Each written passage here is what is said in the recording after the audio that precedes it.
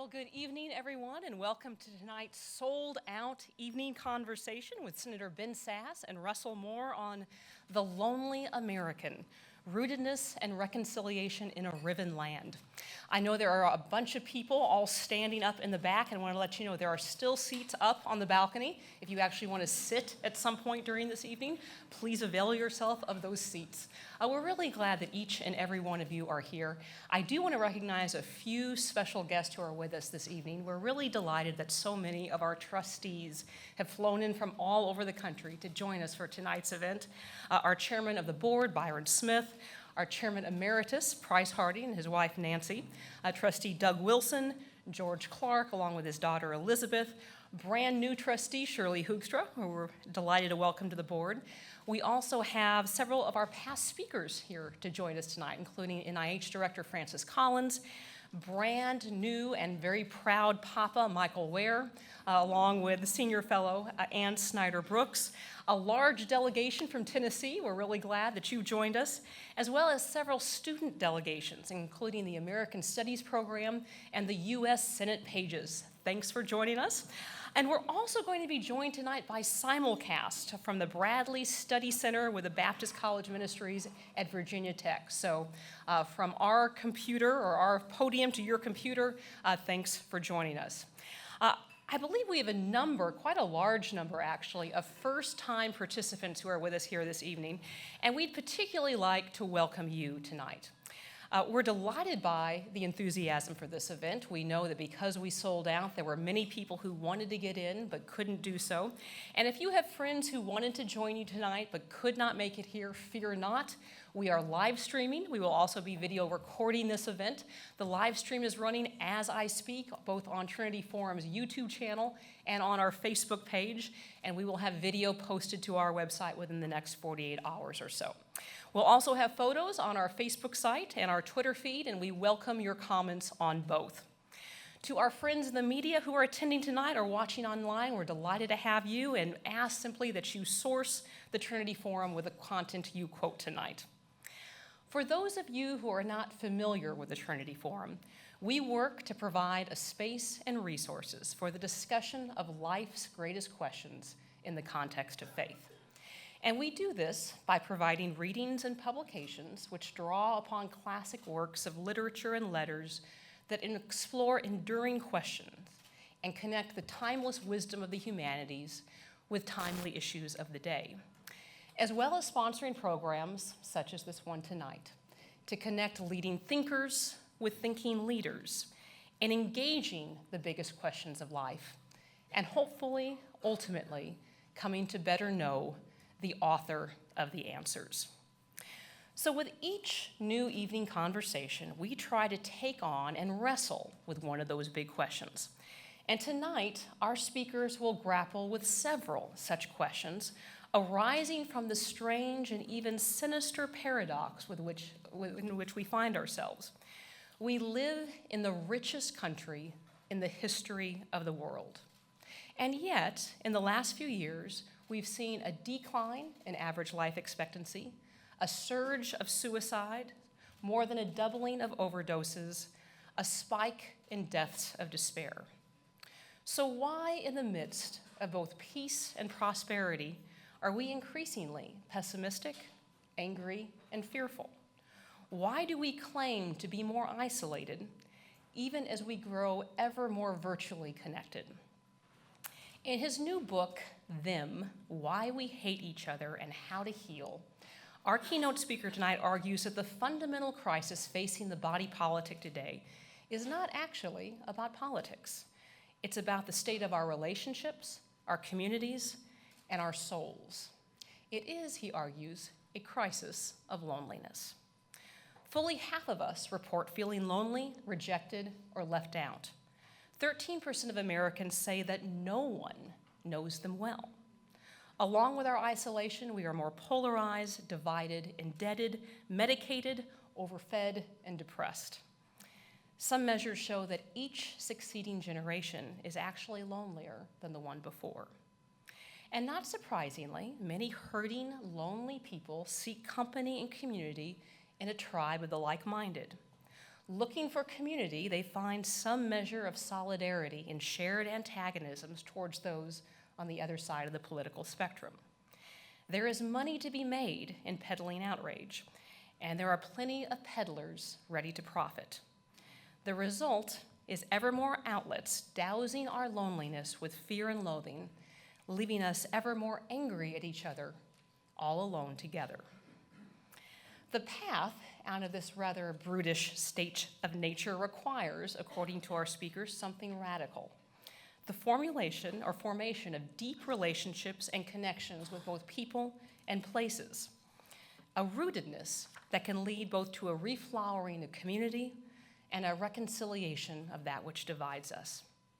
It's a provocative, intriguing, and countercultural argument, and it's hard to imagine a writer or a thinker, much less a senator, who could make it with a conviction, cheerful boldness, or eloquence than our keynote speaker tonight. Ben Sasse is the junior senator from the great state of Nebraska.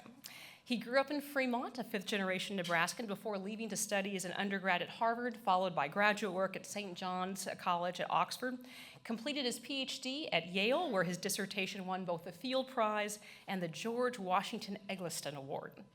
Over the course of his career, he worked for the Boston Consulting Group and in private equity, as well as the executive director for the Alliance of Confessing Evangelicals, and at one point edited the Modern Reformation Journal.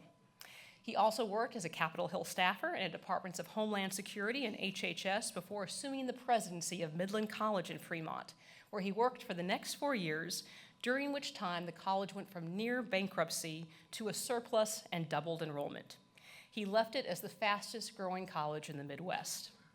Since coming to the Senate, Ben has quickly established a reputation as one of the Senate's most thoughtful, historically informed, and articulate members, even though he is still occasionally mistaken for a page. In the last 18 months, he and his wife, Missy, have juggled homeschooling their 3 children, and he has written 2 significant works, the first of which, The Vanishing American Adult, focused on the decline of agency and independence in young people, which we were delighted to have him here last year to discuss. Responding to Ben Sasse will be Dr. Russell Moore. Russell is the president of the Ethics and Religious Liberty Commission of the Southern Baptist Convention, the moral and public policy agency and arm of the nation's largest Protestant denomination. He was named last year to Politico's list of 50 influence makers in DC and has been described by the Wall Street Journal as, quote, vigorous, cheerful, and fiercely articulate. He previously served as provost and dean of the Southern Baptist Theological Seminary, as well as distinguished professor of Christian ethics at Southern Seminary and a visiting professor at Southeastern Baptist Theological Seminary, as well as the New Orleans Baptist Theological Seminary. In his spare time, he writes many, many books, including Onward, Engaging the Culture Without Losing the Gospel, which won the Christianity Today Book of the Year Award in 2016, along with Tempted and Tried, Adopted for Life, and his most recent work, The Storm-Tossed Family, How the Cross Reshapes the Home. A native of Biloxi, Mississippi, Russell and his wife Maria have 5 sons, the oldest of whom are adopted from Russia.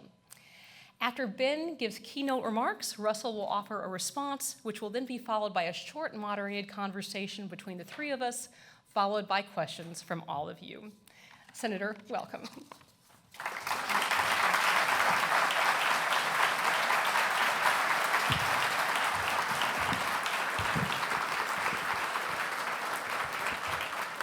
I'm a huge Cherie fan. We went to college together, and I don't know what the term fiercely articulate means, Russell, but I'm scared of you now.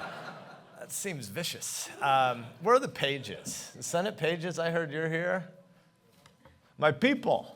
I am 40. My wife's joke is I'm 46, look 36, regularly act 26. I'm a newbie. I'm one of 8 people, I think, in the Senate who's never been a politician before. And the Capitol Hill police regularly mistake me for a page. So it's good to have you all here to vouch for me so I can get in without an ID. Michael Ware are you? Cherie introduced you. Did you then not show? That's kind of painful. Michael. All right, well, let's embarrass him a lot then. He is very funny on Twitter, and his wife had a new baby this weekend, and I find, and we'll probably talk a little bit in our question and answer, that my life, as I take bigger and bigger fasts away from Twitter, I get happier. So I go back less and less often. And I find, like, if you're sports tweeting, because sports Twitter is a great thing. It's political Twitter that's demonic, but sports Twitter, it's an early inbreaking of the eschaton. I regularly sports tweet without ever actually opening Twitter. You can just do it from your phone. You know, you can get your joke out to your buddies, and later you can check in on them, or they can tell you what they found. But Michael is one of the few people on Twitter that is well worth following. And I think I'm going to blush here, but I'm going to go ahead and do it. He tweeted this morning. He's a first-time dad, right? Is this his first time? He said, it used to be that when I would have to go to the grocery store and pick up products, if there were any feminine products on my grocery list, I would go up and down to try to find the aisle with the really old lady that seemed to sleep because I would be all shy and embarrassed. And he said, now that I have a wife and a baby and you got to shop fast, I just walk into the Target and I scream, where are the nipple guards? I have three kids. I have no idea what that means. So I wish Michael were here so I could ask him. If anybody sees him, we just interrupt the talk. I promise us asking him about that will be better than anything Russell and I have to talk about today. I live in rural Nebraska, and I work here, but I live there, and I commute it almost every week, and I bring a kid with me. So we have 17-year-old this weekend, 15-year-old daughter, and a 7-year-old son. And I usually have somebody that comes, not usually, but about half the time I bring a date along. One of my kids is my commuting partner every week. I get home on Friday afternoon, and my wife tells me who annoyed her most that week, and they get a plane ticket to come back to work with Dad next Monday. But since there are only 3 voting weeks in the Senate left this year, and my family comes out here for about 90 days on the first of the year every year, I don't have any kids who wanted to come this week. So I'm kind of lonely in a different way, but it is great to be at the Trinity Forum and see so many familiar faces. This is such an important organization. So to the 16 of you who serve for huge compensation on this not-for-profit board, thanks for what you invest in, and Sheree, thanks to you and your staff for what you're building. I got to do one of these last year, a year and a half ago, and James K.A. Smith was my respondent, and I knew of his work. I'd read a little bit about his book on habits and loves, but I had never met him, and it was a real highlight of my sort of book rollout a year and a half ago, getting to learn from him when he responded to my book, and I think in some ways improved my argument and charitably pretended it was my argument. He summarized things that I had said, and he summarized them clearer and better than I had thought them, and then he critiqued them at the same time, and I learned a lot, and I know that that's going to happen tonight as well, so I'm going to try to not run over time, because hearing you respond, Russell, and then getting to talk together and take your questions is the part I'm most excited about. So indulge me. I'm not going to try to give a coherent beginning, middle, and an end to a talk here. I'm going to tee up a bunch of themes that Russell can then pull apart and pick at, and then we can discuss when we're together. But I think at the macro level, there are 3 things that I want to try to persuade you of in our first 20 minutes with me alone. Number 1, I think that political tribalism is a really big deal in this moment. And I'm fairly convinced, and happy to have you argue with me, but I'm fairly convinced that that's not really true.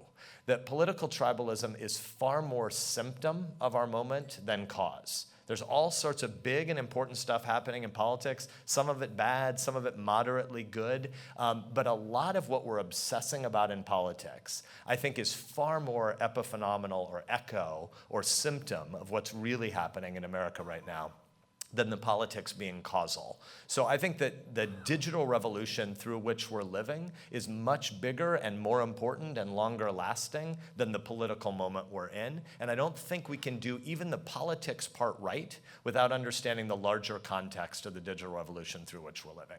Number 2, I want to argue that one of the aches about public life, not just political life, but public life and the public square more broadly, one of the big aches we feel right now is we have almost no sense of we. And that is strange. And it isn't the case that there used to be a big and coherent American national we that didn't have scars and blemishes and problems. It was that you had local communities, and then distant communities served a distant and lesser purpose. And so because they were properly in a box of what happened far away, you could have your local community and you could have your distant community, and your distant community wouldn't be the thing on which you tried to impose all sorts of grand meaning. And so it could meet its purposes. Right now, because of the digital revolution and the hollowing out of local community and the evaporation of place in a lot of ways, we're projecting things onto a distant polity or onto a distant national identity of 320 million people, but we aren't really sure what the we is that we share and that we have in common. And a lot of that is about the ways that we consume media. So the digital revolution is bigger than media, but obviously the digital revolution is having massive effects on media, and I mean that on print journalism, on broadcast journalism, on cable news, on social media, on all sorts of other internet-based media. Across all of the media ecosystem in which we live right now, we are doing lots more siloing than we're probably aware of. Another way to say this is that maybe all websites are clickbait websites right now. Maybe there isn't a distinction between serious websites and clickbaity websites. It might be that every website, because there's an algorithm behind it, is figuring out what you clicked on yesterday, and you might be self-selecting into communities that are more and more siloed than even we're aware of. And the third thing I want to suggest tonight is that this is not an unprecedented thing. We've gone through macro changes in American life before, and I think the best analog to the moment that we're living in now is industrialization and urbanization from about 1890 to about 1920. I think it's very similar to the moment we're in the last couple of decades and maybe the next half century. I don't think this is going to be fixed soon. There is no upcoming election that's going to solve all the problems America's wrestling with. And I think that the analog to moving from rural agrarian America, small town America, known small local communities for all their virtues, but also all their stifling downsides as well, to a much more anonymous urban America, an industrial America, I think that the analog between that moment and our moment shouldn't just scare us, though I do want to pick at some of the stats that Cherie flagged about the deaths of despair literature, because we've had a moment like this before too, from about 1918 to about 1935. But when you got to cities and people felt really anonymous and lonely, they eventually found community again. It was a different kind of community than you knew in small town America, but community was found in urban ethnic neighborhoods again 20, 30, 40 years after the rise of big cities. And my assumption is that we're ultimately going to figure out how to solve a lot of the loneliness of our time, but it's not going to come fast. It's certainly not going to come by politics. And it's only going to come when lots of people develop new kinds of habits for how to navigate an age where we have, as Cherie said, more material abundance than any people have ever known in all of human history. But simultaneously, as we have this arcing material and economic largesse, we're feeling more and more spiritually impoverished and more lonely, much less communally connected than at any point than any of our lives have ever known before. So 3 macro points again. 1, the digital revolution through which we're living is bigger than our political moment, and most of our political tribalism is downstream from it. Number 2, the media environment in which we live is going through rapid changes, and it leads a lot of us feeling like we don't have a sense of we, who are we in it with, and them as a consequence to not feeling a we. And number 3, this is soluble. There's all sorts of optimistic and good news things to say, but it will follow from habits, or it will follow from different kinds of addictions. Habit and addiction are the same word, really. They're just whether or not you want them. If you have a habit you don't like, you call it an addiction. If you have an addiction you do like, you call it a habit. And I think that that's actually what comes next. So I want to unpack those 3 points just a little bit, and then I'm going to give the microphone over to Russell. First of all, the digital revolution through which we're living is a really, really big deal. I'm a historian, and so usually a historian's job is to be a skunk at a garden party and to say, you know, you think there's a lot more discontinuity than continuity in our moment, but really, at almost every moment in human history, there's far more continuity than discontinuity. You think that this is a really big deal, but it's just because you live here and you're a narcissist. And so humans tend to always believe the moment at which they live has massive inflection. All of human history has been pretty flat until now, but look what we're living through. Usually people are wrong. I think in our time, we're more right than wrong to think this is a really different kind of time. And one of the simplest ways to say it is almost all of our economics through almost all of human history past has been about atoms. And the vast majority of economics in human history future is going to be about bytes. That's new. It used to be about material stuff. Every time there was more economic output, as hunter-gatherers became agrarians, as agrarians became industrialists, as nomads became pastoral, as pastoralists and country people became urban, at every moment in the past, as you got more money and you got more stuff, you ended up with more stuff. You know what most business theorists think happens in the next 20 or 30, 40 years in American life and in sort of first world nations across the world? We're going to get lots less stuff. Because the cost of rental is going to become cheaper than the cost of storage. Think about that for a minute. There's never been a time in human history where rich people wouldn't want more stuff. We're heading into a world where lots of us are going to say, boy, I'd rather be less encumbered. I'd rather have a smaller closet and a smaller garage and a much bigger port at my mailbox that's drone accessible. Right? There are basically two kinds of powered drills in America. There's a $50 drill and there's a $180 drill. I could ask for a show of hands, but a whole bunch of dudes would lie and brag that they're the person who's so technologically competent, there's a reason for them to own the $180 drill. The vast majority of people buy the $50 drill, and it almost never works because by the time you need it, the battery is dead. And the people who are really good handymen and women, they have the $180 drill. But very few people actually need it. But when you need a drill, you'd rather have the $180 drill than the $50 drill. But if you think about how rarely you need a drill, if you had an option to announce to your app on your phone 45 minutes or 60 minutes before you needed it that you'd like to rent a drill, you would gladly pay $2 to use a drill for 2 minutes in 60 minutes if you only need it 2 or 3 times a year and you could have the really good drill that works. That world's coming soon to your mailbox. Very soon, we're headed toward a world where storing your second car, or in the city, your first car, is going to make less sense than not just ride sharing, but car sharing in the right moment. And so the digital revolution that we're going through is going to make it even more possible for us to be placeless. What technology is screaming in your ear, what your smartphone is screaming, right? This thing is constantly telling you, you don't have to be bound to the place where you are right now. I see you there, second row from the back, checking the score of the Celtics game, who's bored by my speech. But we're clearly headed to a place where our technology is saying the world is so flat, you can let your consciousness be anywhere you want it to be anytime. And that means we all have lots more relationships, supposedly, but we have lots fewer relationships of depth.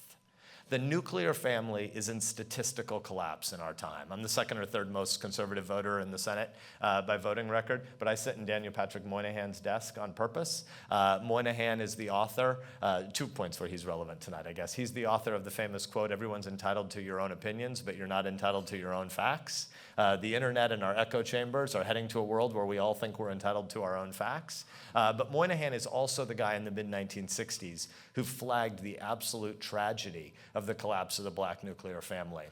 At that point, out-of-wedlock birth rates in America were about 6% overall, and they hit mid-20% for the black community. And Moynihan said, a republic can't work like this. We won't be able to survive as a people if politics is trying to fill in for all the stuff that needs to happen more locally. Politics is to maintain a framework for ordered liberty so the local communities where you actually live can be the places where you find your meaning and your happiness and where you fulfill your vocation, where you live out gratitude to God by trying to love your neighbor in the place to which you're called. And Moynihan said, this won't work if a quarter of Americans are growing up, or a quarter of Americans of one sub-community are growing up without dad. Today, we have 59% of babies born to women under age 30 with no meaningful connection to baby dad without regard to race. Everything Moynihan posited as this massive problem in the black community is now exponentially larger in every community. This turns out to have almost nothing to do with race. It has a lot to do with class. And in question and answer, if we head there, there's a lot of Putnam data and Charles Murray data that we can unpack. But the nuclear family is in statistical collapse. Friendship is in an absolute devastating atrophy. In 1990, when I graduated high school, the average American had 3.2 friends. The average American today has 1.8 friends. A halving of friendship in 28 years. There is no data that shows you're happier when you go from 200 to 500 social media friends, from 500 to 1,000 social media friends. If you go from 1,000 to 5,000 social media friends, there's actually some data which suggests mild decline in happiness because you're actually spending far more time grooming this online personality, which isn't who you actually are. And none of those people from friend 1,000 to 5,000 are going to come visit you when you're sick. Statistically, if you know the person who lives 2 doors from you, you are much more likely to be happy than if you don't. And if you spend more time on social media, you are less likely to know the person who lives 2 doors away from you. Social media can add genuine value when it's supplementing extant human flesh and blood bodily relationships. When social media supplants bodily incarnate relationships, it has net destructive effects. And right now, we're having a decline of nuclear family, we're having a decline of friendship, we're having a shortening duration of jobs. That's mostly a great thing in terms of net economic output. We're heading from a world, I graduated high school again in 1990, so I grew up in the 70s and the early 80s. For those of you keeping score, this is when Nebraska lost like 1 football game a year for a couple of decades. We've had a different experience of late. But average duration at a firm in the 1970s was 2.5 decades. Average duration at a firm today was for a primary breadwinner, the data that I'm citing from the 1970s and early 80s. Average duration at a firm today is just over 4 years, and it's going to decline over time. Why? Because we're smart, and smart people figure out ways to automate more and more functions as a part of any job over time. And when we can automate stuff, we figure out a way to routinize it, and it becomes less valuable. That is great for consumers all over the world, and it is surely great for American consumers. It's really bad as a way to try to have long-term coworkers that you're next to on the line or you're next to at the cubicle, because it turns out men are actually, for those people who want to say that gender doesn't exist, you should look at the friendship literature closely. It turns out women are actually really good at continuing to build relationships over the course of their lifetime. The vast majority of men are horrible at building any new relationships after about age 25. If you ask adult men who their best friend is, 60% of men say their wife. 29% of women say their husband. It's funny, but it's really sad, right? Because the vast majority of old men just shed relationships over the course of their life. You go from 25 to 30 and 35 to 40 and 45 to 50, and you're, as a male, you're likely just shedding relationships. And if you don't have that sort of awkward grunt relationship with the guy 2 spots over from you at the workplace when you're 30 and when you're 40 and when you're 50, it turns out nobody remembers that you planned to save money to buy a fishing cabin up at the lake up north. And one of the things we don't talk about, and I'll move on here because I need to say something about the media consumption point, but I'll just pre-flag this. One of the things we don't talk about is the vast majority of the political addiction in the country that comes from certain types of websites and certain types of cable news channels is consumed by people who are watching alone. The overwhelming majority of it is people watching alone. And over time, the people who consume more tend to be people who have fewer other relationships in their life. We are using politics to fill in for deeper, more meaningful kinds of community. Thoughtful Christians at a group like this, we should be thinking intentionally about how you rank order your identities. I have lots of different callings. I have lots of different identities. I'm a dad. I'm a husband. I'm a Christian. I'm a Nebraska football addict. I'm a conservative. I'm a Republican. I'm temporarily a public servant. This is the job that I have for a time.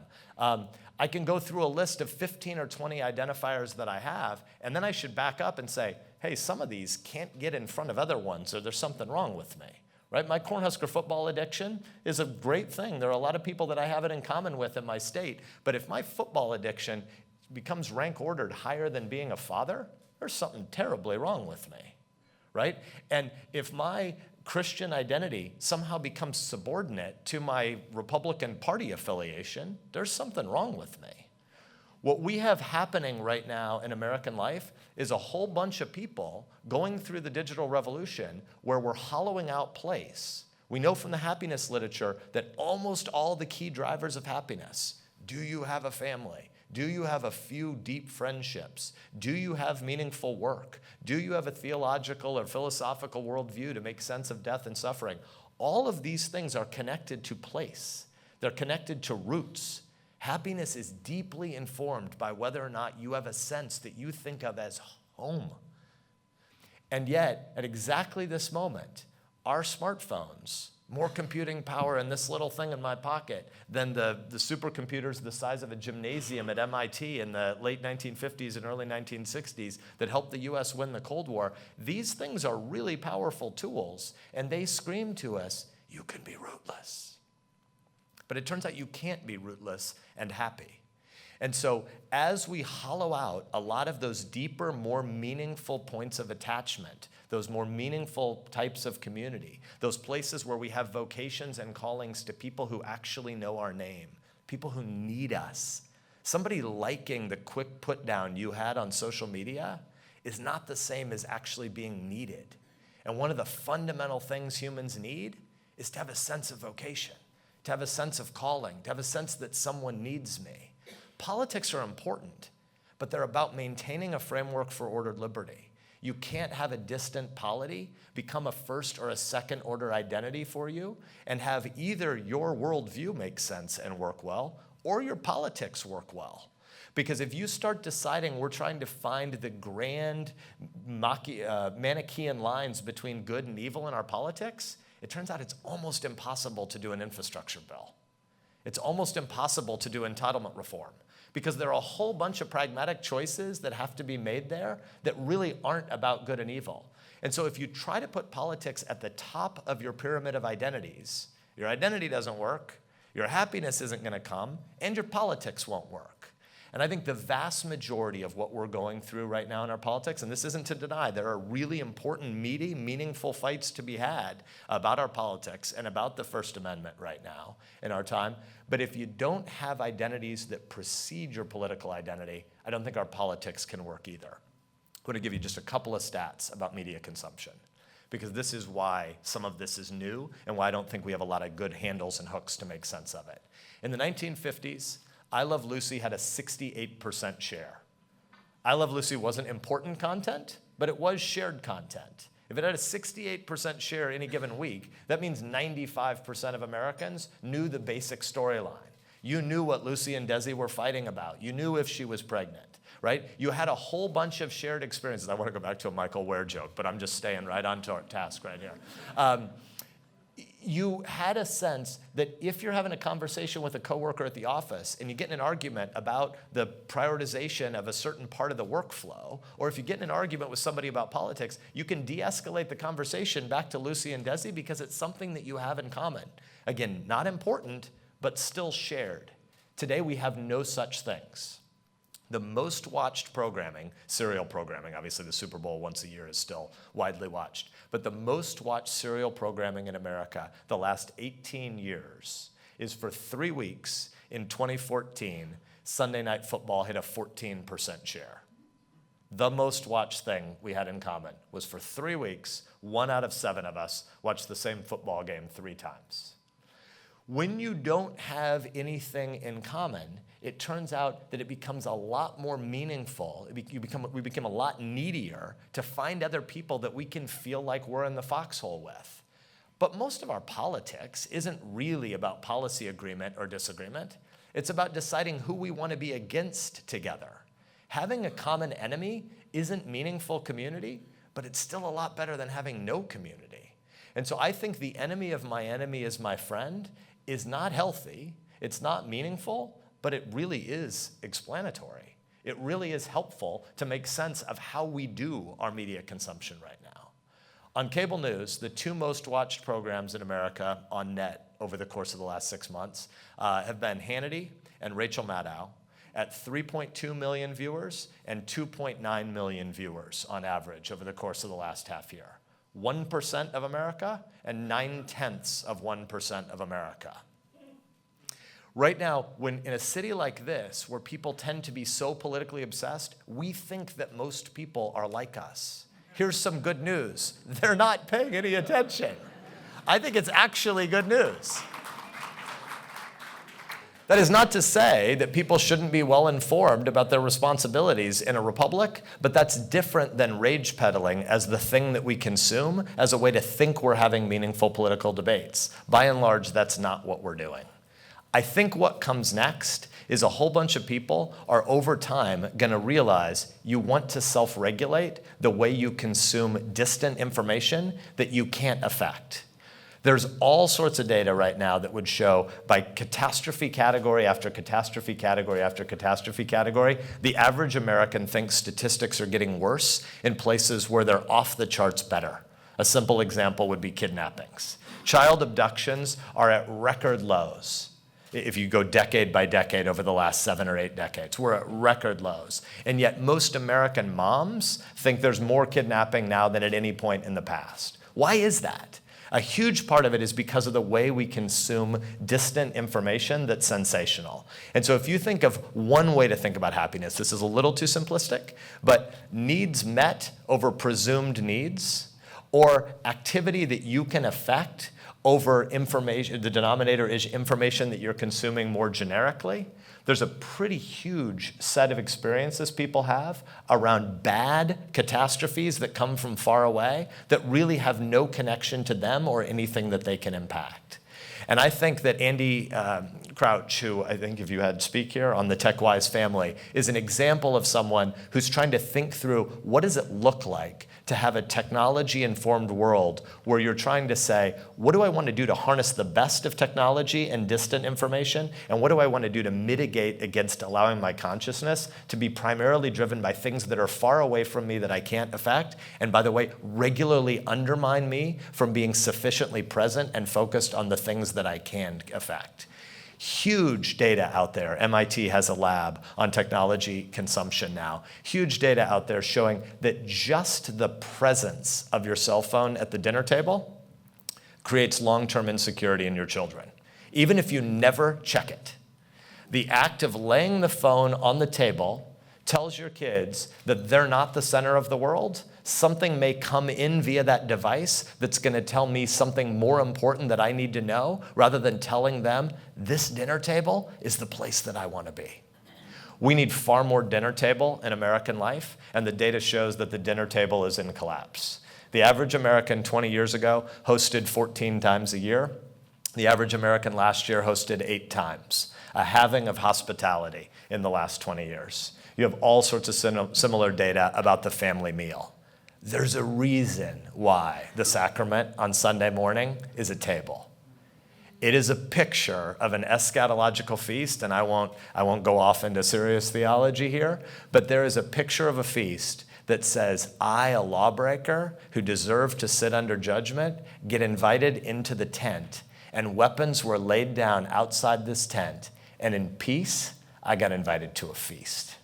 The same thing is true, that's far more meaningful than what we're here to talk about, but the same thing is true when you try to love your neighbor. There are few better pictures than meeting a basic, simple human need together in peace, inviting someone to your table and saying, there's nowhere I'd rather be than this place right here, right now. And technology is making us rich, but it's also tempting us to believe that here isn't quite good enough and something way over there could make me happy. It's a lie. Thanks for having me.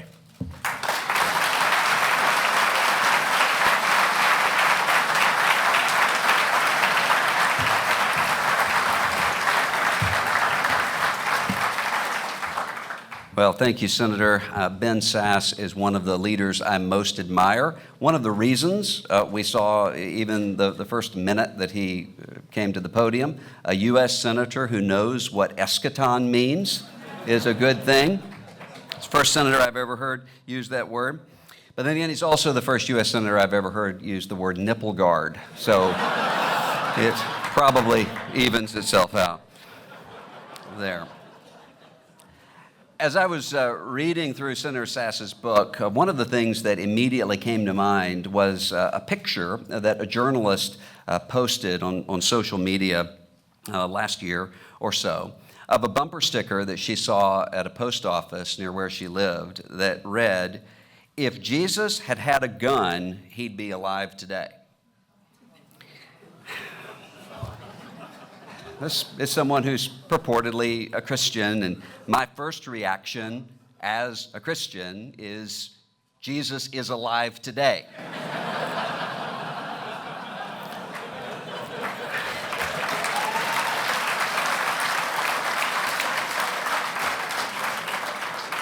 But then I realized if I'd actually had that conversation with the person who was in this car, it probably would have devolved to the point at which he would have said, that's not the point. I'm not making a point about the resurrection of Jesus. I'm making a point about gun control. I probably would agree with this guy on gun control. But that's precisely the problem. The really important issue is the gun control question, and Jesus, ultimate matters, is a means to an end to get to that conversation. A central part of Ben's book is about this phenomenon of anti-tribes, magnified and somewhat created by social media. It immediately drove me to another book that was published last year by Jason Lanier, 10 arguments for deleting your social media accounts right now. And one of the arguments that Lanier makes is that in human nature, there is a lone wolf switch, and then there is a pack switch, and we need both. You need to be able to switch over to pack mode if you're fighting a war, if you're under assault and you're under threat. But as he argues, what social media does is to switch us to pack mode all the time. And I think the argument that Ben is making in this book is that actually we're not being switched over simply into pack mode. We're actually being switched over into the worst aspects of both modes. We're in a perpetual pack mode of being absorbed into a hive mind, of constantly evaluating what do people think of me, who am I arguing against, while also being completely disconnected and rootless from the people around us. Often when I'm talking to parents about social media issues related to especially teenagers, one of the primary problems is the fact that high school is a difficult time for everybody. And one of the difficulties is constantly thinking, what do my peers think of me? But when you have 24-hour access to a scrolling feed, potentially, of what one's peers think of one, that is almost the situation that a politician would be in, checking his or her polling data constantly, except there's not an election day in sight. This is the conundrum that we find ourselves in that Ben addresses in this book. Now, as I was reading this book, as someone who serves the church and serves within the church, my immediate thought was, how can American Christianity, my tribe in particular, seek to address this? And that's a far more difficult question to answer than one might suppose, because most of the alarming trends that Ben points out are affecting the church just as much as the outside world. His conversation in the book, for instance, about the potential social disruptions that will come with driverless cars. This is the thing that keeps me up most often at night.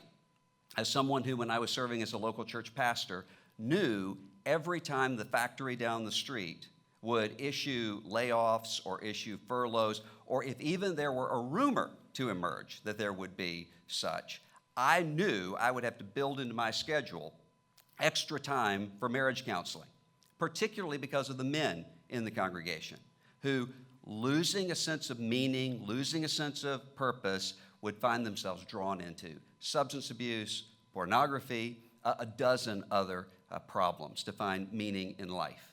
We also see the fact that often some of the internal skirmishes that take place within churches and within local congregations are usually not what they say they're about.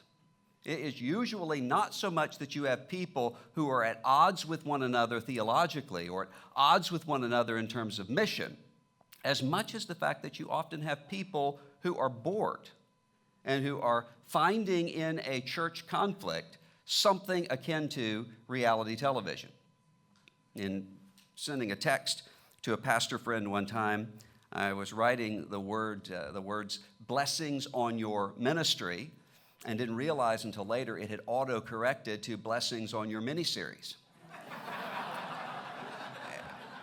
Much of American life is just that, the attempted creation of a kind of miniseries for entertainment. And there also is the sense of a church that is in fear, and in fear being resolved in several different ways, often that look nothing like each other. On the one hand, a fear that manifests itself in a hostility toward the outside culture, and another in a fear that manifests itself into an absorption into the outside culture.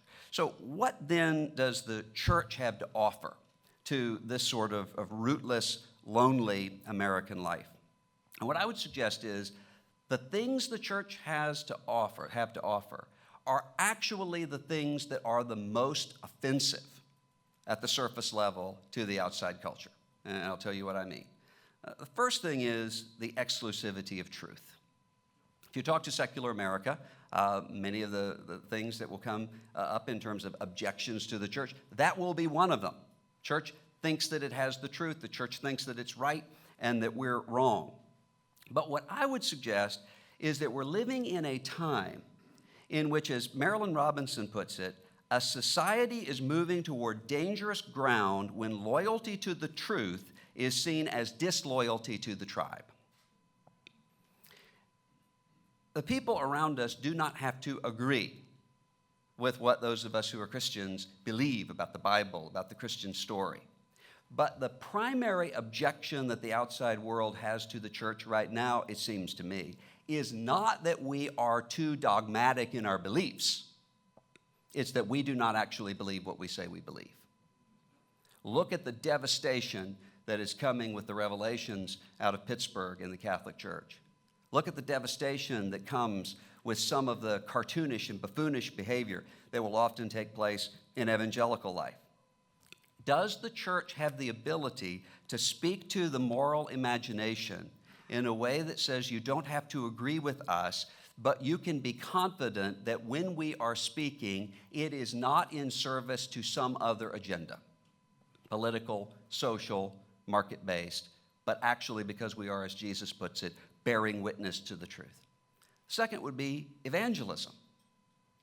Many people in the outside world would say, when they think about American Christianity, what's offensive is that they think that I need to be saved. They think that I need to be converted.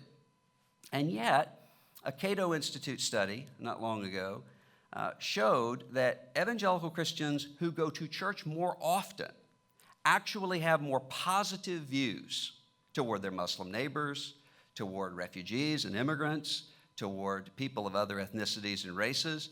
Such does not surprise me at all. And what I have noticed is it's not just true in terms of church going, it's that churches that are the most actively evangelistic are also the ones who most are connected with their neighbors, most love their neighbors. If you find a congregation that is working with Muslim refugees, sharing the gospel, those are going to be the Christians who will say, you will not scream at our neighbors. We believe they're created in the image of God. We believe they're loved by God, and we're going to stand with them. And also because that understanding of faith sees Christian in a very different way than the alt-right does, for instance, which sees Christian as simply another word for Western civilization, white identity, European roots, fill in the blank. And the other thing is demonology, of all things. Alan Jacobs has a new book this year called The Year of Our Lord, 1943, which talks about several figures during World War II who were trying to articulate a Christian vision. Talked about C.S. Lewis writing the screw tape letters from the vantage point of a devil and receiving hate mail. One letter says, "Much of the advice given in these letters seems to me not only erroneous, but positively diabolical." To which Lewis had to say, "It's all intended to be diabolical." A group of people who actually believe that there is a devil are less likely to make devils out of other people, their neighbors. Having an understanding of demons ought to lead the church not to demonize other people. As Elie Wiesel would ask his classes, talking about Goethe and Faust, the question is always, where is Mephistopheles? The church ought to be the ones to say, Mephistopheles is not the presence in front of you who disagrees with you. The devil is usually subtle within your very midst, offering you pleasure and power. We ought to be the people who understand that and are able to see that. And then the last thing would be boring churches. Ben talks about in his book buying a grave plot as one of the ways to answer the rootlessness around us.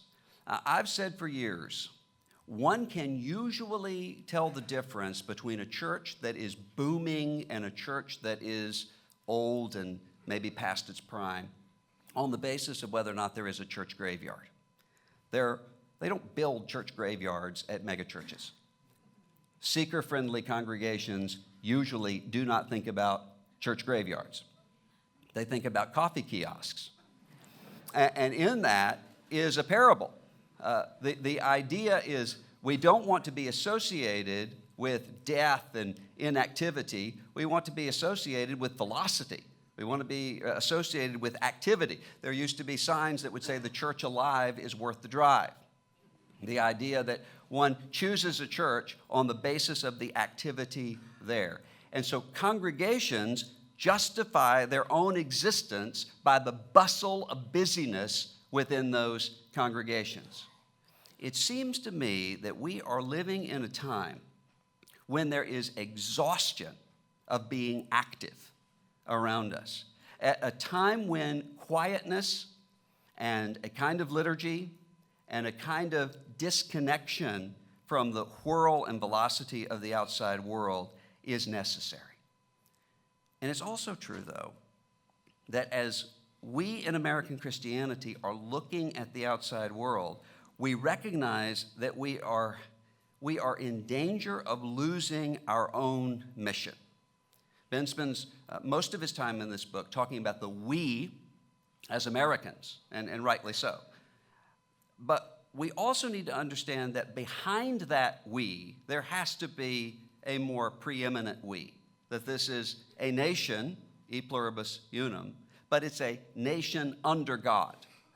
A group of people who have loyalties to something that is more than the nation itself. With that happening, I think we can then bridge the gap between who we are from who they are. But that requires remembering who we are in the first place. And only then, I think, can we say to rootless, exhausted, tired, lonely Americans, in the words of Jesus, "Come to me, all you who are weary and heavy laden, and I will give you rest." Only then can we learn to sing to ourselves, "Jesus loves them. This I know, for the Bible tells me so." Thank you.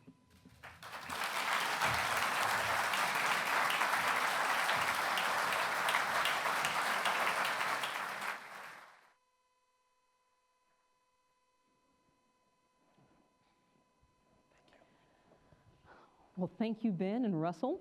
We'll start where you started, Ben, and where you ended, Russell, which is the sense of we. which of course rests on a sense of identity, which is changing very rapidly in America. I read a Pew study that showed for the first time in recent years, there are actually more people marrying outside their faith than marrying outside their political party. That's a big change. It reflects a fundamental shift in what one considers their bedrock values or even who they are. So Ben, I wanted to ask you, if our identities are becoming increasingly political and our politics are growing increasingly apocalyptic, what hope you saw for reversing the alienation, since you ended on a positive note?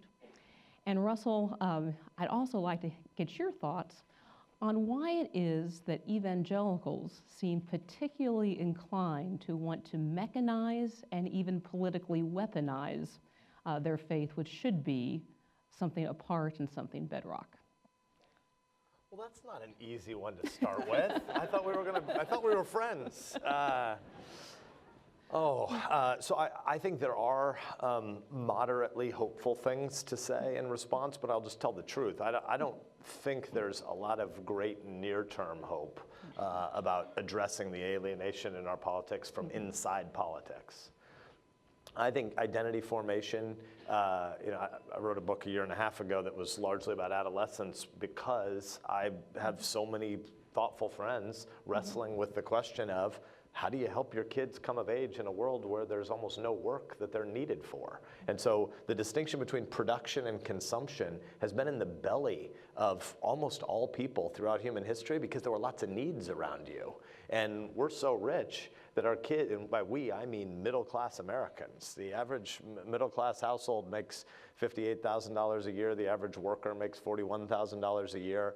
That's unbelievable wealth across human history. And so it means there's almost no work to be done around the household. And I think parents are going to have to grapple with the question of how do you help your kids figure out how to be producers alongside and prior to being consumers, because if you're just a consumer, you're going to end up pretty hollow. I think lots of our politics follow a kind of similar analog problem, which is we're kind of consuming information and we don't have anything to produce back to it. I think that the rise of landslide counties, which is a relatively new phenomenon in American life. Do you live in a county where one presidential candidate beat the other one by more than 20 points? 25 or 30 years ago in America, there weren't a ton of landslide counties. Now we're moving to a place where I think it's most Americans live in a county, don't quote me on most, but it's right around that, live in a county that was won by one presidential candidate by more than 20 points vis-a-vis the others. And so we have all this self-segregation happening, and there's a debate about whether or not do we move to be with people who share our political views, or if you live in certain kinds of geographies, does that lead you to adopt certain kind of political views? Regardless of the chicken and egg aspect of that, one thing that's clearly true is our politics are becoming more symbolic of lots more things about our culture and consumer preferences. And I think that that's really problematic for the long term. I'll give you one data point, one example. If you give Americans a choice between, would you prefer more square footage in your house and in your lot size, or would you prefer more walkability in your neighborhood and closer proximity to restaurants? I think the first thing you should say is you try to ask yourself the question. If the pollster calls you and you get the survey question, the first thing to say is, don't think of this as a good versus evil question, because they're both good answers, right? There's something virtuous. We live out in the country. My 7-year-old still hasn't peed inside yet in his life. When you live out in the, we were in Manhattan at an event recently. Sorry, but once you're at 7-year-old pee, you kind of need to follow it for a while. We were with some friends in Manhattan, and my son asked these other people, he said to a boy who was about his age, he says, well, where do you pee outside? We were walking, it was like the whole world was paved. Anyway, if you live in the country, and my kids are hunting and fishing and bringing home dead carcasses until the ground is completely frozen over in November, December every year. There's a lot about being able to explore the great outdoors that's wonderful. There's also a lot about living in a walkable neighborhood and being proximate to your front porch of your neighbors and be able to get to restaurants. This shouldn't be good versus evil. Guess what? Just because of the symmetry of the answer. Right now, Republicans answer 76-24 square footage, and Democrats answer 75-25 walkability. Right? That's not a good versus bad thing, but it does mean more and more of what's happening in our politics is symbolic about other things, about our cultural preferences and about our consumerism. I don't think that stuff is going to be sorted out until a lot more people, and obviously I'm at the far right end of the political spectrum, but I hope a lot more people on both sides of the political spectrum say, you know what, I'd like to tone down my policy preferences and knock them down to only identity marker 4 or 5 or 8 or 12, right? Not 1, 2, or 3. And so I don't think there's a lot of hope coming from politics proximate, but I do think lots more Americans are going to tire of the way we do kind of political rage. Russell, evangelicals haven't tired yet. So what do you think? Well, I think in terms of, I've been really clear about major concerns that I have about American evangelicalism. Having said that, I think that some of what is taking place is much of what Ben talked about with cable talk shows in terms of the intensity of who is speaking at the moment. But most people really aren't Sean Hannity or Rachel Maddow in their everyday lives. I think the same thing is true in terms of evangelicals. Many of the figures that people associate with evangelicalism in national media, especially people who don't really know evangelicals, tend to be shaped by the people who are talking about what media want to talk about at the moment. And so that represents a very specific kind of evangelical right now. Having said that, I think one of the primary problems with American evangelicalism is one of the things that gave us strength, which is the entrepreneurial nature of evangelicalism. Why was evangelicalism able to thrive in Nebraska and in the frontier at the time? It's because they could immediately go in, immediately start a camp meeting, immediately start a church. But that kind of entrepreneurialism brings with it a market-driven mentality that can be deadly. So that the Guardian newspaper in the United Kingdom, talking about American evangelicalism, said a market-based faith is going to inevitably demonize the sins that least tempt its members and mute or even sanctify the sins that most tempt its members. I think that's clearly the problem that we face right now. Ben, you mentioned technology a lot, and it seems like there's not much hope as of yet for our technologies uniting us rather than dividing us. And by any measure, Americans' use of social media is only going to increase. So you said at one point that habits and attitudes or addictions are what will eventually not only form our character, but form the character of our nation. Besides leaving that cell phone off the dinner table, what are different habits that Americans should consider to change their technological tools from manipulators to actual tools and implements? So I do think that leaving it off the table or we want to have a family skiff. We want a place in our house over time where you essentially don't have any electronics, where you're just going to be embodied humans and you're free from it. One of the things that I get in my day job, I spend about 1/3 of my time on intel and cyber issues. And so I'm in an environment, the SCIF is secure, compartmentalized information facility, I think is what the F stands for. And you have to lock up everything, your phones, your Fitbit, you can't take any electronics into the room. And at first, since the average American checks your iPhone once every 4 minutes, from the moment you wake up until the moment you bed down, at first, you have kind of a nervous twitch to keep reaching to your holster to check your phone, and it takes a long time to get used to the fact that I'm going to be in here for an hour and a half, and I'm never going to be able to find my phone. And over time, it becomes really freeing. And so we want to have a SCIF-like environment and part of our family. I mentioned Andy Crouch earlier. He says 1 hour a day, 1 day a week, and 1 week a year. Their family tries to have a complete technology fast or digital technology fast. So for the dinner hour on the Lord's Day, and when they go on vacation for a week every summer, they go phones free. And we do stuff like that. We hosted Thanksgiving at our house on Thursday. And when all the cousins showed up, I met them at the door with a big basket. And we took every 10-year-old to 18-year-old's phone and put it in their basket. And you know what's crazy? I mentioned this in my last book. And so many people that we know do this now. you have the second and third order effects of kids asking each other if they can go to the house that takes away their phones. Because it turns out there's a habit when you sit around as a teenager, you actually know deep down, tonight when you get home and you go to bed, you're gonna wish you were with the people you were with, but it's not cool to not be looking down at your phone if most people in the circle are looking down at their phone because something more interesting than you is happening in their life, so you need to send the signal that you're not the needy one who needs to be with them. And so it's like a collective action problem that you can never get to the moment where everybody's off their phone. And so when you take kids' phones away, it turns out over time, lots of them choose to prefer that kind of thing. I think there's lots more to say. I'll give the mic to Russell here, but I will say, I don't want to speak as if I'm technophobic about this. I think there are lots of things about our technology that are amazing. Instagram scares the crap out of me with teenage daughters, but WhatsApp has been a genuine friendship enhancer in my life.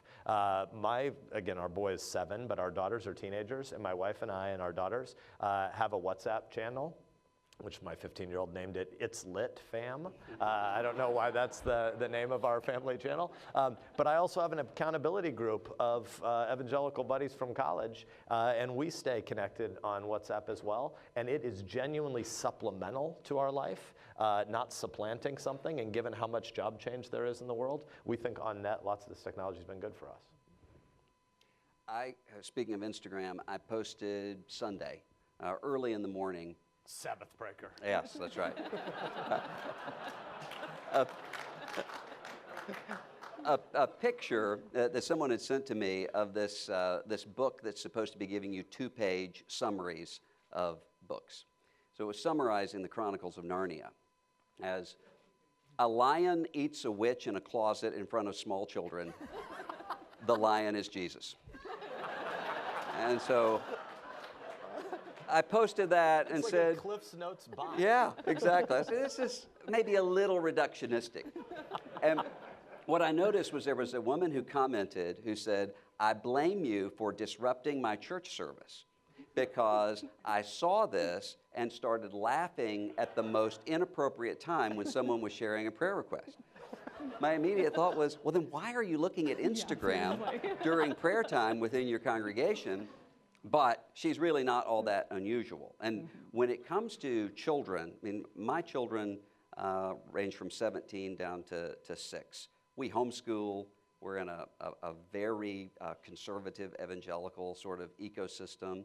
My kids are, I think, the only children in their peer group who don't have an iPhone or access to that sort of technology. That's fine. People can have different sorts of reasons for doing things and convictions. What I find, though, is that when I'm talking to parents, most of them actually don't say to me, here's why we think our child should have an iPhone. Most of them don't want their children to have iPhones. But the problem isn't the children. The problem is peer pressure on the parents. The parents don't want to be the people who say to their children, you can't have this, and then explain to the other parents why they can't have it. I think that once you start having people who self-consciously say, we're going to buck the tide here, that's when we're going to start to be able to make a change. I just want to underscore that. I think that that's going to happen too. I think there's a not-for-profit group called Wait Till 14 or something like that now, where parents are essentially forming a support group to stand up to their children and not give their 11, 12, and 13-year-olds a smartphone. Now that I feel like I'm kind of being guilted by Russell since both my guys I just want to say in rural Nebraska, you can drive when you're 14. And so we decided without GPS for our kids, it wouldn't be loving. But if Russell wants to make me look like a bad dad because we gave him a smartphone, whatevs.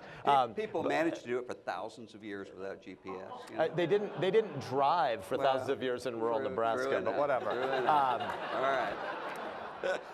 I do think, to the point you made earlier about the megachurch movement and generational segregation, that is just one of the weirdest things about the time in which we live, and we should be aware of that. Throughout human history, almost everybody knew old people and babies. People's lives were saturated with people on death's door and who were just being born. And in both of those really needy states, you recognize that God is amazingly gracious to us. And only beautiful 21-year-olds can lie to themselves and think they have a fountain of youth and they're never going to be vulnerable and needy again. Emotionally, we all know we are, but physically needy again. And it is an unhealthy thing to live a hyper-generationally segregated life. And this is a product of industrialism and Dewey and the modern school system, but digital social media is exacerbating this problem, and we're not serving our kids and grandkids well if we allow them to live the myth that everybody is exactly their same birth year. That's a warped way to live, and we should help them be connected to older and younger people. Well, that's exactly right. I thought about this when I was preparing one of my children for puberty. And I sat down and said, here's what's going to happen. Don't freak out. This is normal. Here are things you need to know. And I realized I really need people doing that for me at every other stage of life. Preparing you for puberty? No, preparing me for the first 2 years of marriage, and preparing me for bringing a baby home, and preparing me for midlife, and all of those things. Well, that's what historically the church actually has done. But now we're in a time, we had a time, 70s and 80s, where a lot of churches were segregated with services by age. Now, I'm in churches all over the country. I'm almost never in a congregation that has both old people and young people. I'm in churches that are booming with lots of young people, and I'm in churches with lots of old people, but they're never even together in the same location. That's a real loss. I think the preaching gets better if a pastor has to walk into a place through a graveyard as well. Yeah. I mean, if you walk in through a strip mall, you tell a different set of stories about the human condition than if you walk in through graves. Yeah. Before we move to audience questions, I want to give you a chance, Ben, to talk a little bit more about one of the main themes of your book, which is rootedness. And you distinguish between the rooted, the rootless, and the stuck. But we're also sitting here as three people who all grew up in small towns, whether in New Mexico, Nebraska, or Mississippi, who uprooted ourselves at the age of 18. Some of us went back, some of us did not, and would not have had the same opportunities that we've enjoyed and experienced had we stayed in those small towns. So as you're preaching a message of rootedness and even the virtues of a small town community, there is a very real payoff in terms of opportunities lost or never extended. And I wondered, as someone who has both gone to Harvard, Yale, Oxford, worked for McKinsey and lived overseas, how you think about holding those two things in tension, both the advantages and the opportunities of the vagabonding lifestyle and the mobile lifestyle, as well as the virtues of rootedness. Yeah, great and fair question. So Richard Florida has these three categories: the mobile, the rooted, and the stuck. What's happening right now in America is we have a lot more mobile people. It's probably most of the people in this room. We have a lot more stuck people, and we have a lot fewer rooted people. And one of the things that happens to place is if we view it as something that you can just skim across the surface of but never really invest in, we don't do a very good job of loving our neighbor. I don't think that means no one should ever be mobile, but it does mean two things at least. It means we should be mindful of how many people are stuck, and we should be grateful to all the people who build real communities, which are the rooted. And I think we should aspire, even while lots of people in this room have been mobile or may still be mobile, we should aspire to the virtues and the habits of the rooted, even when you're temporarily mobile. And so I think Robert Putnam, I mentioned earlier, has some of the most important, interesting data in American life right now. Most people know Bowling Alone from 1998, 99, 2000-ish timeframe, where he discovered this weird thing that more Americans were bowling in 1990s America than at any point before in US history, but bowling league rosters were smaller than at any point since there'd been data on bowling leagues. I don't understand. I mean, good on you if you're a bowler. Nebraska, University of Nebraska-Lincoln won the national championship in women's bowling last year, so go Huskers. Bowling is really important to some people, but to me, bowling is just about being with your friends, talking a little smack and drinking some beer. Like, I don't get why you would bowl as an end in itself. Bowling is just a context to be with people. But it turned out we had a lot more people bowling and yet less bowling leagues, or fewer bowling leagues and less participation. And what Putnam found was this was true across Tocquevillian associational America. Lots and lots of basic ways that you associate. Americans were becoming less joiners in the 1990s, even though we were still very active. His new book, I think, is even more important, or relatively new. 2015, he has this book, Our Kids, and it looks at the data of what's happening in the new two Americas. And it isn't John Edwards' 2004 presidential campaign of the 1% and the 99% socioeconomically. It's that if you grew up in a house where either mom or dad graduated college, you're in the upper 31% of America. 69% of Americans live in a house where either you only have one parent and she or potentially he didn't go to college, or you have two parents and neither went to college. I'm a former college president. I don't think college is the be-all and end-all. I think the trades are underappreciated. But what Putnam's data shows is that the 69% right now have vastly different life outcomes than the 31% in terms of marriage stability, in terms of the ways they parent, the so-called goodnight moon gap, in terms of long-term earning potential, in terms of ability to navigate a disruption, like Russell mentioned, if the plant lays people off down the street. The most important divide in American life right now is between the family instability of the 69% versus the much healthier outcomes for kids of the 31%. And a lot of that is tied simply to educational capital and to mobility. And so I don't think it's a bad thing that we're going from, if we're at the fourth phase of economic history, from nomads to agrarians to industrialists to this new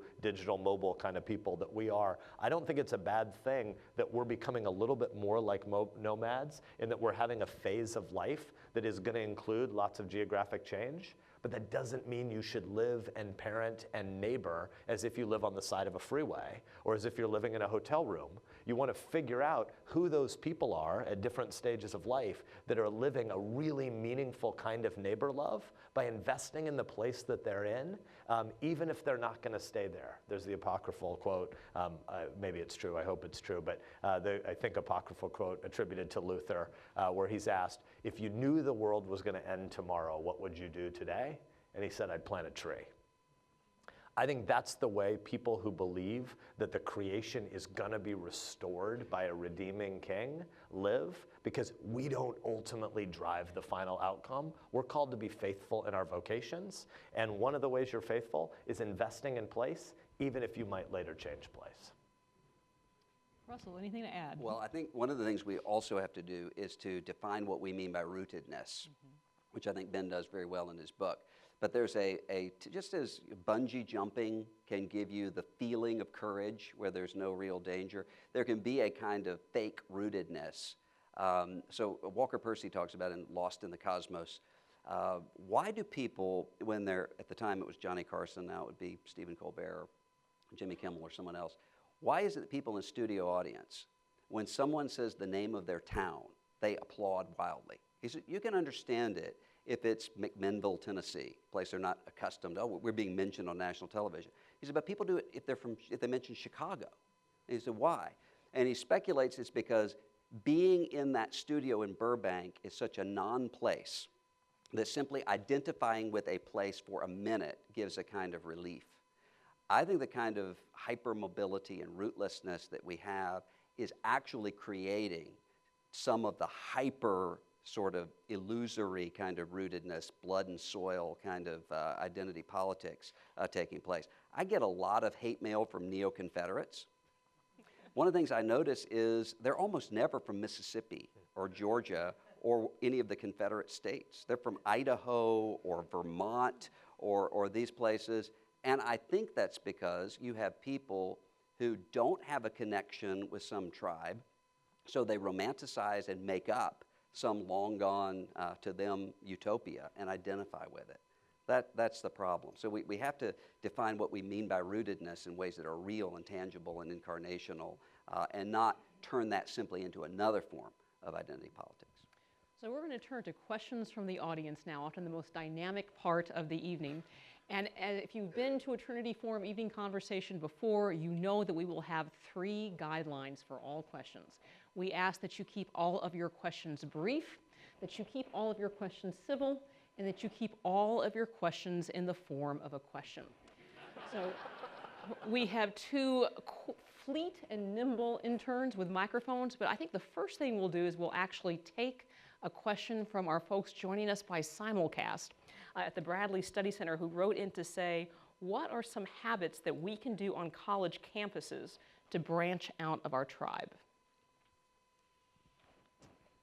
I think that one simple thing to say is take liberal arts classes and try really hard to, in the seminar format, argue positions you don't believe. One of the most basic ways to become a more empathetic human is to try on arguments that are not yours, rather than to just win the point in the moment. And I would say, if you're a Christian, join a church and don't allow a campus ministry to substitute for a church. And often it can seem as though, well, my campus ministry has more life and vitality than the church does, when it's not the presence of the Spirit, it's just that everybody's 19 years old. Everything seems to be filled with life and vitality at that moment. But find a congregation where you can actually serve. His answer was better. You get to see the questions better. I'm going to move over here. Questions from the audience. Let's see here. We'll go right there. How do we use How do we use the things the digital age has brought us, like social media, smartphones? How do we use those things in a good way to create that sense of rootedness and the meaningful community and connections? I think that social media and digital tools generally have to be thought of the same way we think of tools historically. So a Neil Postman or a Marshall McLuhan. I think we need to think of tools as things that advance some purpose that we're self-consciously adopting. And right now, when we use social media poorly, I think it's usually because it becomes an end in itself. And there's a kind of basic question to ask ourselves. I'm a freak, so I keep a timesheet on myself. Otherwise, I will waste time, and I don't like it, the feeling later. So I look at where my time goes. And when you have spent more time on social media, I tend to be less satisfied. I'm less happy, I'm more anxious, and I just get less done that's meaningful to me, right? So I think the question is, what are your purposes? Who are your neighbors? Who's your audience? Who are you trying to serve? What are your metrics? What are you trying to accomplish? And then you ask, is the digital media a means to that end? For some things, it really is. I do think in a world where I think nomad to settled agrarian communities, agrarianism in rural small town places to big, more anonymous cities, but that still had meaningful community. Stage 2, stage 3, those are hyper-rooted things. And we're heading into an age that's gonna have a lot of the virtues and liabilities of being nomads again. One of the benefits of that will be able to maintain relationships across geographic change. And I think many aspects of digital technology can be put to good use to maintain deep friendships over time, but only if you choose to do it and you're limiting the total number of people you're trying to keep up with. I think there's a denominator of relationships that if you have so many that they all become shallow, it's usually a bad choice.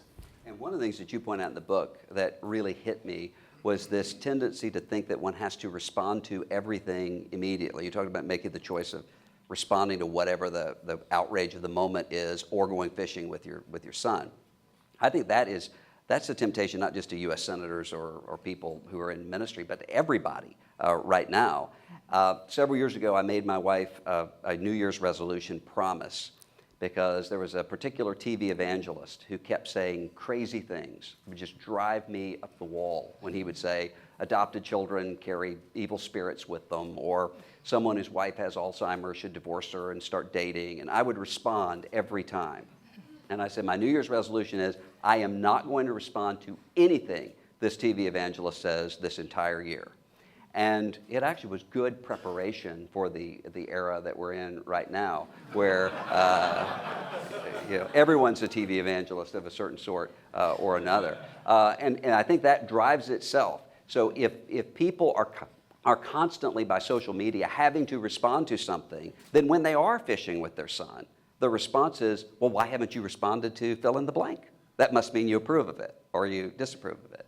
And so I think intentionally recognizing that and pulling back is necessary. And one small additional point too, thinking about what news you need and on what frequency do you need it. Because ultimately you can only have so many inputs in your life. And so news is probably, if you're consuming lots of it, going to displace wisdom literature. And because at some point you're going to consume things that have stood the test of time versus stuff that's kind of transient in the moment.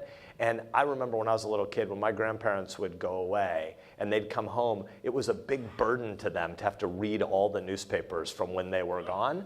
But they thought it was a moral duty. But at some level, there were things they wanted to consume out of that or learn out of that were real humans that they had a relationship to. They wanted to know who won this or that Little League game because the kid lived 6 doors down and they wanted to congratulate him. They needed to know who died because the obituaries mattered and those were real human relationships with people they wanted to agree with.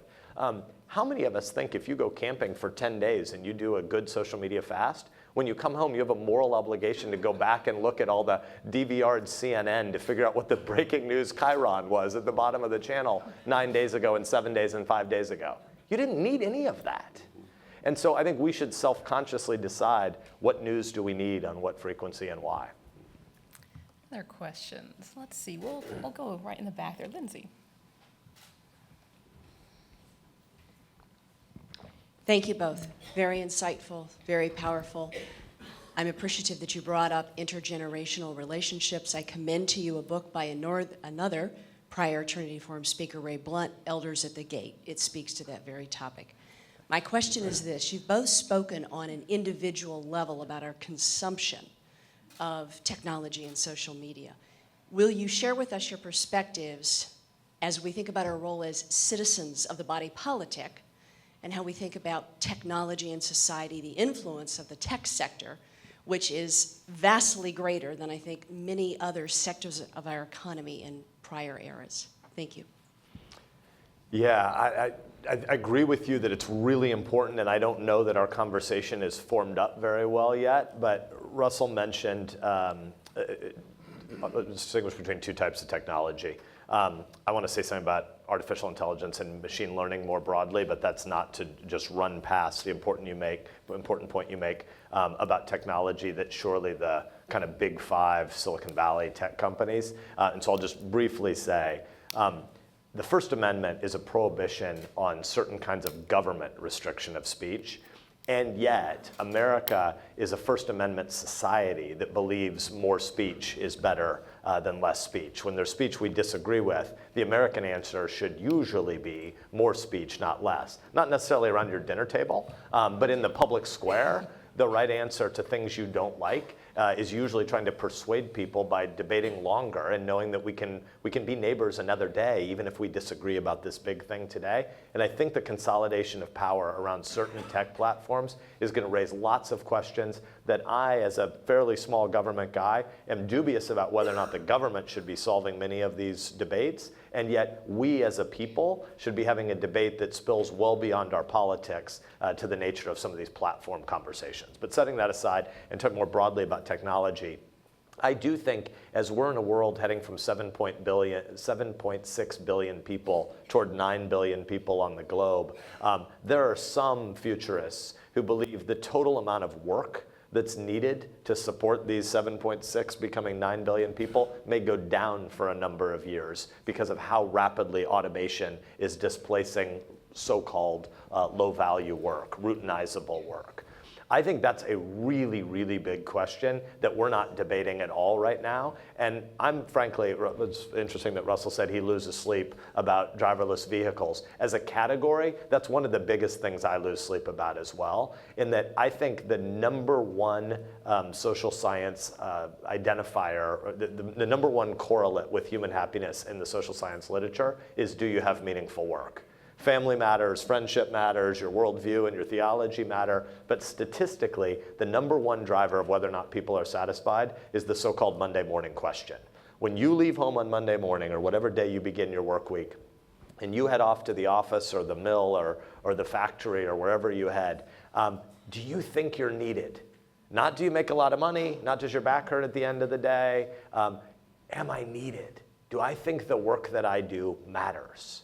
And we're headed into a world where lots and lots of people are going to see the work that they've done casualized by artificial intelligence and machine learning and robots. And I don't think we're thinking nearly enough about how radically that's going to upend society and exacerbate many of these other problems we face. The number one job in America is driver today, not just long haul over the road guy, but pharmaceutical delivery person, pizza gal, taxi cab driver, short haul, whatever. Driver is the number one category in America, and it is the number one job category in 37 out of 50 states. Many people in Silicon Valley think 2/3 of all driving jobs will be gone within a decade. If you think about the last few years of economic disruption in West Virginia with coal mining, or in certain parts of the Rust Belt with deindustrialization, I think that's much smaller than what comes when driverless vehicles displace 2/3 of those jobs. So I don't think we're thinking nearly enough about it, but I want to be sure when we debate solutions, we debate the cultural elements and the economic elements as well, not just the political and policy, which tend to bias the debate toward things like a universal basic income, which I think might have more negative effects than positive benefit.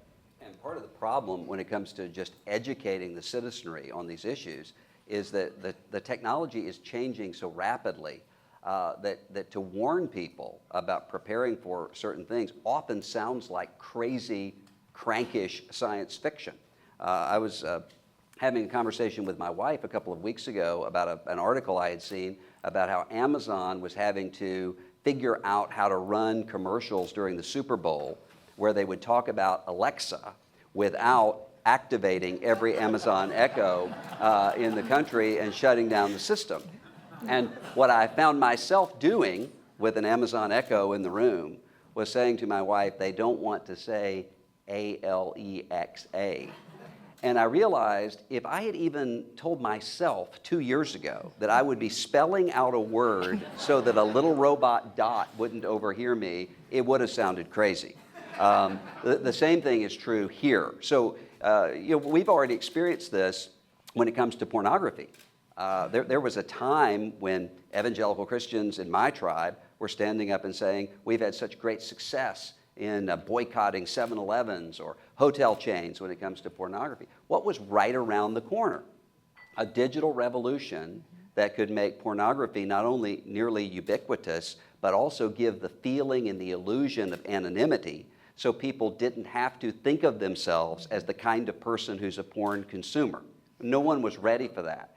Right now, very few people are ready for sex robots, those conversations, artificial intelligence. And the people who are, Ben talks about in his book the debate between Elon Musk and Ray Kurzweil. The people who actually know what's coming and are debating it are usually the people who are the least equipped to talk about what are the human and moral consequences of these things. If I can just add to that too, when Russell says it often sounds like crazy talk to people who haven't been paying attention to some of these tech and policy or tech and culture debates, the data really is running faster than our conversation's ability to keep up are. So there is a massive decline in sex in America the last 11 years. There's less married sex and there's less unmarried sex in America over the last 11 years. That's brand new, and that's heavily driven by technology. And it turns out that's another place where, to talk about it as simple vocation, one of the things that's great about sex is to be needed. And it turns out the way that people are now consuming different kinds of sex substitutes is displacing all sorts of basic, embodied, normal human interaction. And so I think our tech and culture, our tech and economics conversations are more urgent than our tech and policy conversations, but they're all more urgent than any of them are getting the attention they deserve right now. Well, we've gone a bit over, but so that we don't end on sex robots, we will take one more question from the audience. A short question, short answers. We'll go over here in the back. Hi, I have a quick question for Senator Sasse. So it seems like given your remarks here and in previous speeches, you've made kind of very clear division between civil society and local organizing and national arguments about politics. But it seems like when I look at American history, it's not necessarily an either or. I look at crisis pregnancy centers that serve people in the community, but also wanted to overturn Roe v. Wade. I look at labor unions that were trying to solve problems for their workers, but also wanted to advance a certain kind of New Deal liberalism. I look at the great awakenings of the 19th century that, solved local problems in their community, but also wanted to take control of the state to advance a certain Christian vision of the good. So I guess don't those movements show that you can combine very rooted engagement with the people around you with very fierce arguments about the kind of nation you want to be?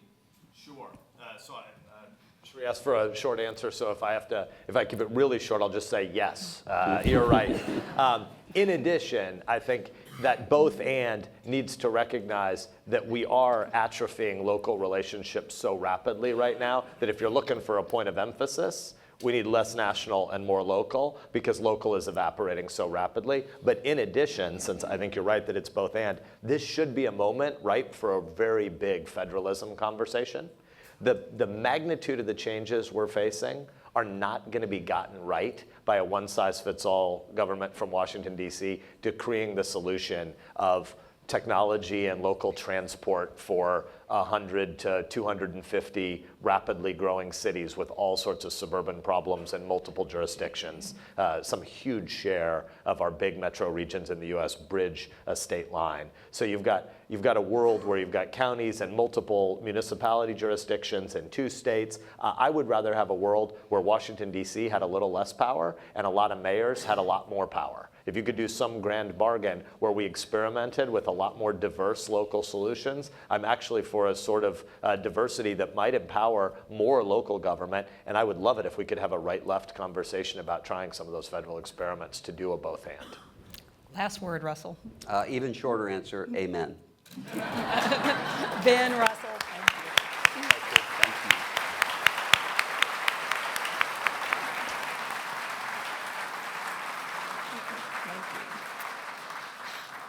We commend Ben's book to you, Them, Why We Hate Each Other and How to Heal, which is available for sale and for signing just outside the door. Encourage and invite you to take advantage of that opportunity. I also want to encourage and invite you to take advantage of another opportunity, and that is to join the Trinity Forum Society. Each of you should have on your seat an invitation and a brochure that tells you a little bit more about what the Trinity Forum Society is. Those of you who are not quite familiar with the Trinity Forum, we try to make possible discussions such as this one, to offer thoughtful professionals a space to grapple with what matters most in a manner that is both intellectually rigorous and warmly hospitable. From thinking about the big questions of life, but also thinking about it in community and in a way that is countercultural. At a time that we are increasingly distracted, we try to focus attention on the difficult and the thorny. At a time that is increasingly isolated, we try to do this in community. In a culture that is washed up in triviality, we try to take on that which is most serious. Your membership helps make events like this possible, and we strongly encourage you to take advantage of that. There are also additional benefits to joining the Trinity Forum Society, and among those are a subscription to our quarterly readings, where we take the best of literature and letters, essentially tenderloin it, add an introduction, adding information about context, relevance, significance, and enduring impact, put in discussion questions in the back, so it's essentially a book club in a bag. And members of the Trinity Forum Society would have received just this summer our reading on democracy in America with an introduction by none other than Senator Ben Sasse. So people who join the Trinity Forum Society will get our subscription to our readings, our monthly podcast, and our daily list of what we're reading, curated reading recommendations. But as a special offer tonight, the first 10 people who join the Trinity Forum Society tonight will get a free and already signed copy of Ben's book, Them. So skip the line. You'll be able to get out here so much quicker, join the Trinity Forum Society, and get your own signed copy. If you have questions about this or want to talk to any member of the Trinity Forum Society, if my colleagues, Colleen O'Malley-Horrocks, Alyssa Abraham-Kraboth, and Rebecca Noyes could stand up and wave so everyone can see where you are, that would be terrific. In addition to not only making programs like this possible, your support also makes possible our reading groups, our forums, our other discussions for people to come together and grapple together with what matters most, to push back in deed as well as thought, against the loneliness that's besetting so much of our culture. So if you would like to share this event with others, it's not only being live streamed, we will have it on video. It will be up on our website at www.ttf.org within 48 hours, possibly even less. I will also have pictures up on Facebook and encourage you to tag your friends. We also hope that you will enjoy us for, I know, kind of ironic. What can you do? It's a carve out, it's a waiver. We hope that you will join us for future evening conversations as well. And our next one will be in this very room on December 11th, where we'll be hosting Senator Tim Scott and Congressman Trey Gowdy on unity amidst difference. Finally, as we wrap up, it is perhaps in this holiday time, well, it's always appropriate to end with thanks, and perhaps more than ever. So I'd like to thank our volunteers, intern emeritus Christian Barnard, Matthew McKnight, Hannah Wolf, Timothy Wolf, Lexi Marone, and Phil Towles. We so appreciate your willingness to help us out this evening. Thanks once again to our incredible photographer, Clay Blackmore, to my very able colleagues, Colleen Horrocks, Alyssa Krobuth, Becca Noyes, and intern Isabel Teague. Particular thanks for an extraordinary discussion to Senator Ben Sasse and Dr. Russell Moore. We so appreciate having you here.